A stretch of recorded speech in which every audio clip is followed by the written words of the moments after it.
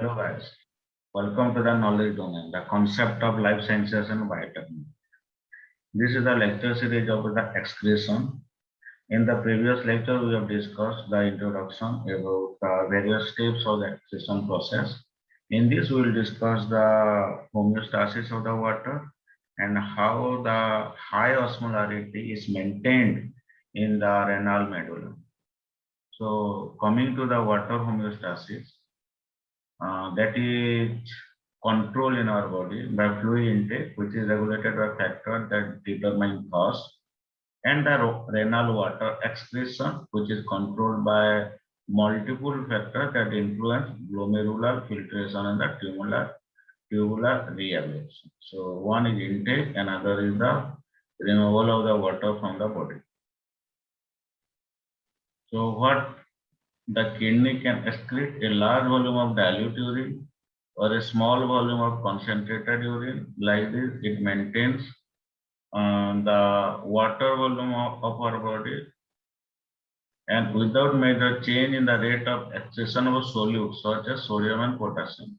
Usually, the amount of the solute that is excreted, it is constant irrespective of the volume of the urine. That we will discuss in this lecture. Okay. So we discuss one of the excretion is the removal of the water from our body is by the kidney. So the other places from where the water is removed, it is in the lungs due to the evaporation during the exchange of the air in the higher surface area of the alveolar surface of the lungs, then in the faces, then in the skin through the perspiration, and as the kidney. Okay. So antidiuretic hormone, the presence of the ADH that is secreted from the posterior pituitary, it decreases the water accretion. So the presence of the ADH it stimulate the reabsorption of the water from the distal convoluted tubule of the kidney as well as the various collecting ducts. Um, that will be discussed in the following slide of this lecture. Okay. So this is a simple diagram how the water is maintained in our body. So this is the solute excretion, the solute present in the urine. So this is almost 600 millimoles, or the urinary solute excreted milliosmol per minute. So it is usually slightly more than 0.6. So this is the osmolarity in the blood. When the osmolarity of the solutes in the plasma, it will decrease.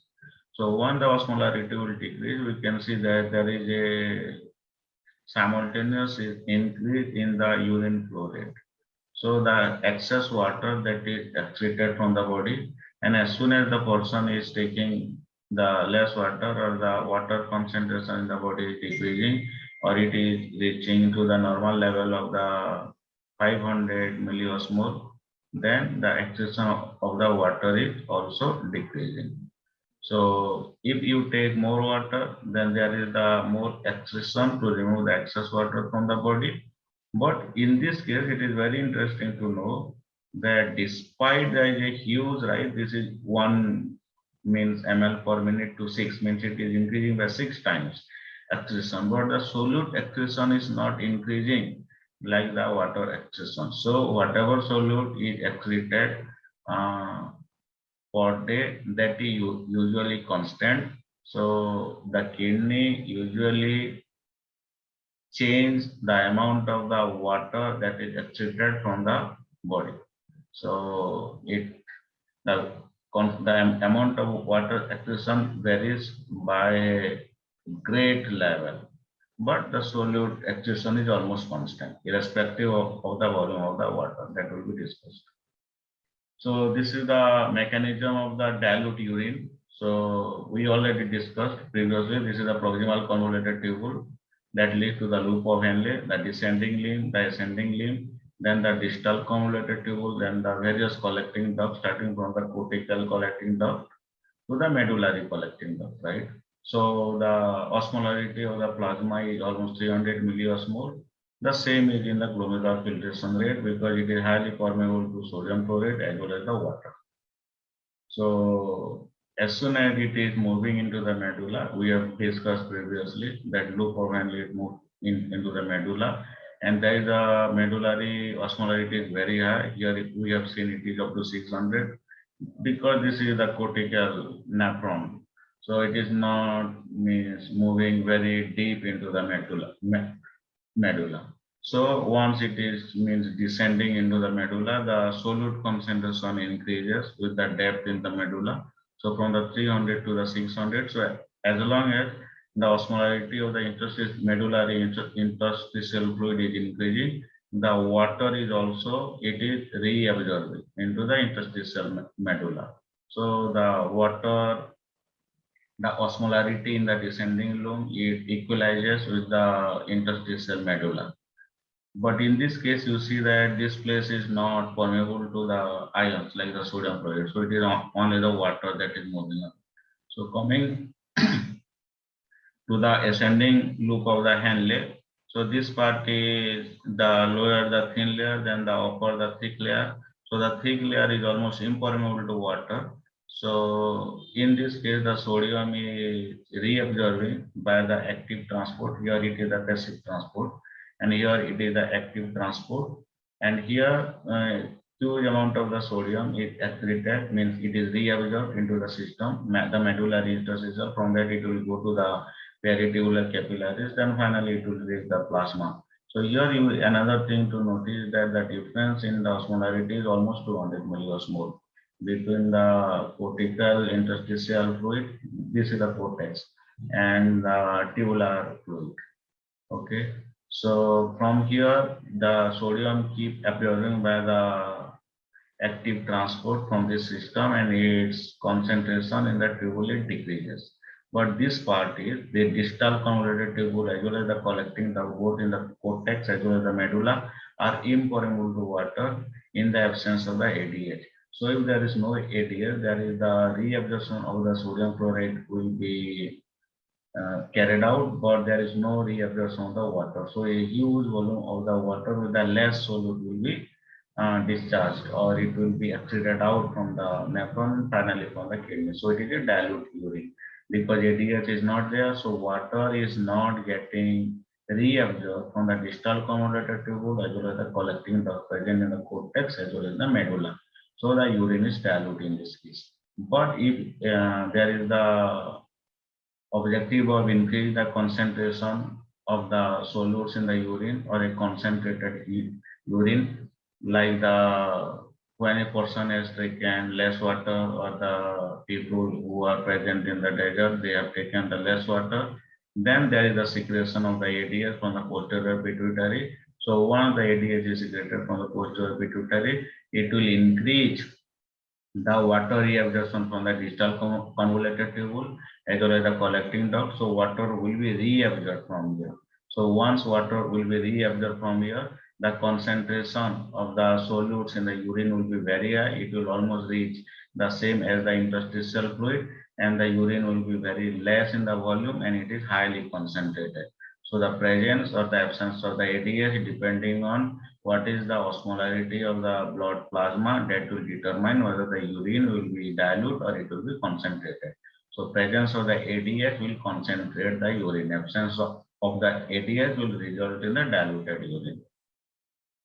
So this is the summary of the tubule, characteristics of the urine concentration. And this one, the loop of Henle special character, that means the solute is trapped in the medulla, and where the medullary osmolarity is very high, that also we discuss. So here, this is the active transport of the sodium chloride that we have discussed earlier in the ascending loop of Henle, then the distal convoluted tubule as well as the collecting duct. The sodium and chloride, means sodium reabsorption is accompanied by the chlorine for the charge balance, and that is the active transport. So in the proximal tubule, there is the active transport of the sodium chloride as well as there is the simple diffusion of the sodium chloride. Okay, so in the proximal tubule, there is the active transport, water, it is permeable to water, and it is also simple diffusion of sodium chloride as well as the urea. That's why in the previous slide we have seen the osmolarity of the renal cortex as well as the proximal convoluted tubule, it is same, the 300 milliosmole. Okay. Then in the descending thin descending limb, it is only water. There is no active means reabsorption of the sodium we have discussed in the previous slide. And there is some simple diffusion of sodium chloride that accompany with the water as well as the urea that will be discussed in the following slide. Then a thin ascending limb, it is same like the previous one, but here it is less permeable to water, but it is means some permeable to sodium chloride as well as the urea. But this part is very important, the thick ascending limb. So there is a huge reabsorption of the sodium chloride, but there is no absorption of the water in the thick ascending limb. And the sodium chloride urea, there is no simple permeability. And the distal cortical collecting duct and the inner medullary collecting duct, the absorption of the water depends on the presence of the ADH, and this is very important. And in the inner medullary collecting duct, the urea reabsorption also it depends on the presence of the ADH. That also we will discuss.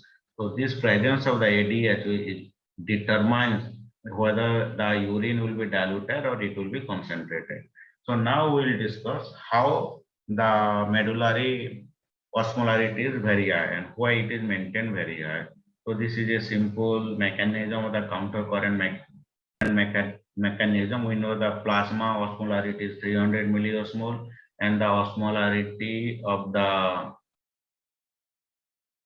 glomerular filtration is also 300 milliosmole, because except the plasma protein, everything gets filtered out. Okay. So in the step 1, so as long as it is moving in the medulla, means the concentration of the solute, it is maintained the same in medulla as well as in the loop of Henle, right? So in the step 2, we know that in the ascending loop of Henle, there is active transport of the sodium chloride that maintains almost 200 milliosmole difference between the, so the medulla concentration of the solute will increase to 400. So the difference is 200. So step 2. So in the step 3, what will happen? So at the top of the loop of Henle, it will remain 300. Now it is maintained at the 400. And here there is a difference of the 200. So it will remain 200. So if we come to the step 4, so this is slightly means the concentration is making a gradual difference from the cortex to the depth of the medulla. So here it is 300, here it is 400, and here it is maintained 200 because the difference is 200 to 400. But now here you see it is again less than 100. So again there is the active transport to maintain this difference to 200 milliosmole. So it became 150 and it will remain, it will go up to the 350. So this, then in the next step, the 300 is maintained here and this stage is accompanied, and this is maintained both in the tubule as well as in the concentration of the medulla. So there is a gradual change. At the cortex it is 300 and in the bottom of the medulla it is 500. So these 4, 5 and the 6 steps, they will repeat itself and they will establish a concentration of up to 1200 milliosmole at the tip of the renal pyramid, or the means the very depth of the renal medulla near to the pelvis. So it is 1200. So by the mechanism, so why it is counter current mechanism? Because there is a repetitive reabsorption of the sodium chloride by the thick ascending limb by the active transport in the loop of Henle, and continued inflow of the new sodium chloride from the proximal tubule into the loop of Henle. So despite it is being reabsorbed at the ascending loop of Henle, ascending limb of the loop of Henle, but still there is a continuous influx of the sodium chloride from the proximal tubule. It is called the counter current multiplier. Because of this sodium, the concentration or the osmolarity of the medulla, it is increased and it is maintained at 1200. It's the it is at the depth of the medulla, and near to the cortex it is 300. So it is from the 300 to the 1200 milliosmol. There is a gradual increase in the osmolarity in the medulla. That is possible because of the counter current multiplier mechanism, and this is possible because there is a continuous influx of the sodium in the proximal tubule, and there is a difference in the sodium concentration inside the tubule and in the interstitial medullary space because of the active sodium reabsorption process. The medullary osmolarity is increased. Okay, this is one. And another is the urea has also role in increasing the osmolarity of the medulla, that will be discussed in the following slide. So this is the role of the urea. So in this place, urea also get reabsorbed, and this is important because here you can see that the proximal convoluted tubule as well as the distal convoluted tubule, they are present in the cortex, right? And the descending loop of Henle, ascending loop of Henle, they are present in the medulla. So here you see that urea is filtered out in the glomerular filtration, then it is moving in the descending loop of Henle, then it is moving the ascending loop of Henle, but in the entire process, other than the proximal convoluted tubule, there is no exchange of the urea. This part we will discuss means now, but the importance of this will be discussed. So when it is moving the urea to the collecting duct that is present in the inner medulla, the importance of this is that means when it is inner medulla, then only there is the presence of the urea transporter A1 and the A3. And in the presence of the ADH, when there is a huge reabsorption of the water takes place, at the same time, the ADH also activates the urea transporter A1 and the A3, so that to reabsorb the urea from the medullary part of the collecting duct. Okay, and some of the urea that is again secreted into the descending loop of the Henle, but not all of them. So that urea is reabsorbed from the medullary collecting duct, and some of the urea is secreted into the loop of the Henle, so that before urea being excreted out, it is circulated like this by the reabsorption and the secretion.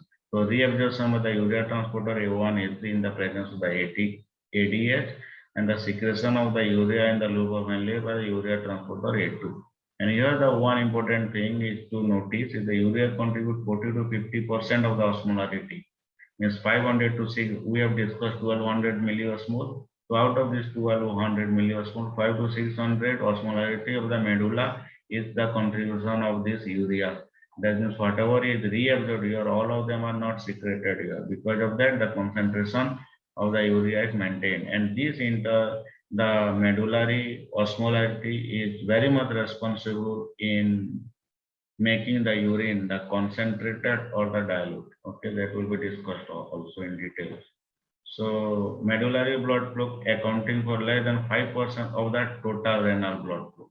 Why this is possible? Because the vasa recta we have discussed, or the peritubular capillaries, whatever is collecting the or the feeding the cells present in the medulla, the blood flow is less. So whatever urea is means reabsorbed here, it cannot be dissipated, or it cannot be reabsorbed, or it cannot reach the circulation, all of them.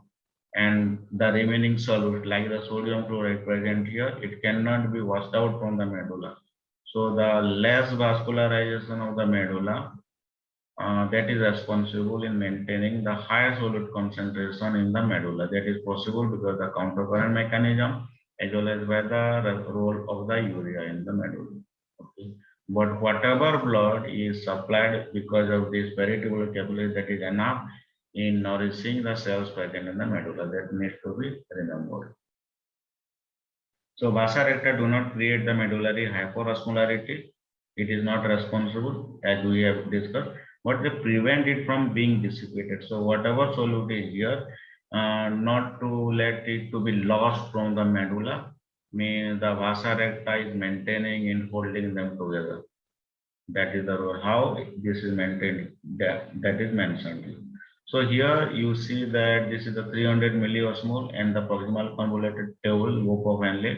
It is continuously increasing from 300 to 1200 in the medulla, and it is continuously decreasing, but it is reaching to the 350. So what is this additional 50 milliosmol of the solute? So this is the milliosmol of the solute that is being needed to be excreted out, or once the medullary osmolarity is maintained, so it should not be exceed 1200 milliosmol the osmolarity, so it has to be maintained at that level. So whatever extra solute of the sodium or the urea is being reabsorbed in this place, that is this additional 50 milliosmol. So now this vasa recta, it is maintaining the osmolarity of the medulla while not disturbing. So whatever extra solutes like the sodium or the urea is reabsorbed and present in the medulla, that is washed away. So this is the summary of whatever we have discussed. So here the proximal convoluted tubule, then loop of Henle, the ascending, and the second part is the descending, then distal convoluted tubule, the initial and the subsequent part, then the collecting tubule, in the cortex, in the medulla, and the finally the urine. That is, first it will be accumulated in the pelvis area, or the calyces, minor calyx, major calyx, then pelvis, in the final the ureter. So what is their volume? So here it is 300 milliosmol in the proximal tubule, it is maintained, right? It is 125 ml per minute. So here the things to remember is 65% of the filtered electrolyte that gets reabsorbed in the proximal tubule. And the water reabsorption is possible by the aquaporin 1. So proximal convoluted tubule, there is no net change in the osmolarity. But in the loop of Henle, we know that it is far there is a descending part. So once it is the descending, the osmolarity will keep from the 300 to 1200 rising, depending on it is cortical or the inner medullary. So in the inner medullary loop of Henle, it will reach up to 1200 milliosmol. Okay. And here you see the volume of the filtrate was 125 ml. Now the volume of the filtrate is 25 ml, because a lot of water get absorbed in the proximal convoluted tube. So out of 125 ml that is excreted, means that is filtered out. Now we have 25 ml in the loop of Henle. And in this descending loop of the Henle, there is again the water get reabsorbed based on the osmolarity, because it is keep on increasing, so water will keeping moving out from the tubule into the inner medullary space. Then again, this is the ascending loop of the Henle. So here this is water impermeable, so water cannot go in, but the ions they will go out, right? So in the descending, the lower part, the osmolarity will reach up to the 100 milliosmol. And a similar situation in the first part of the beginning part of the distal convoluted tubule. So the tubular liquid concentration will be 50 osmol. It will reach to the 50 osmol per liter, and still it is 25 ml. Then in the distal part, the second half, it is depend on the ADS, the water reabsorption. Okay, and the similarly for the collecting tubule duct, also it is depend on the ADH. So in the presence of the ADH, as well as in the depending on the what is the length of the loop of the hand,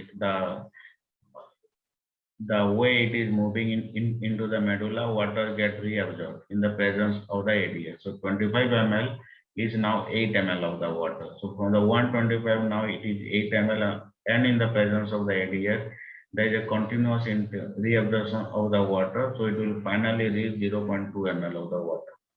So when it is very concentrated urine, it is 0.2 ml of the water, but it is 1200 milliosmol, the concentration. And when it is a diluted urine in the absence of the ADS, it can be 20 ml from the 125 ml, and the osmolarity is almost it is less than 100 milliosmol of the main solutes. So ADS in the from here, the low sodium intake stimulates, means that we have discussed in the macula densa. So in the distal convoluted tubule, there is a special cell, macula densa cell, that senses the sodium concentration in the glomerular filtrate that is reaching to the distal part of the convoluted tubule. And when the sodium intake is low, the sodium concentration is low, then the angiotensin 2 and the aldosterons are secreted to increase the glomerular filtration, to increase the sodium concentration. Okay, and sodium reabsorption from the tubule. So in the 600 milliosmol of the solute must be activated each day, that we have discussed here. So it needs 0.5 ml of the water, 0.5 liter of the water, and the osmolarity is the 1200. And when it is 20 ml in some instances, the osmolarity means 50 to 100 milliosmoles. Thank you.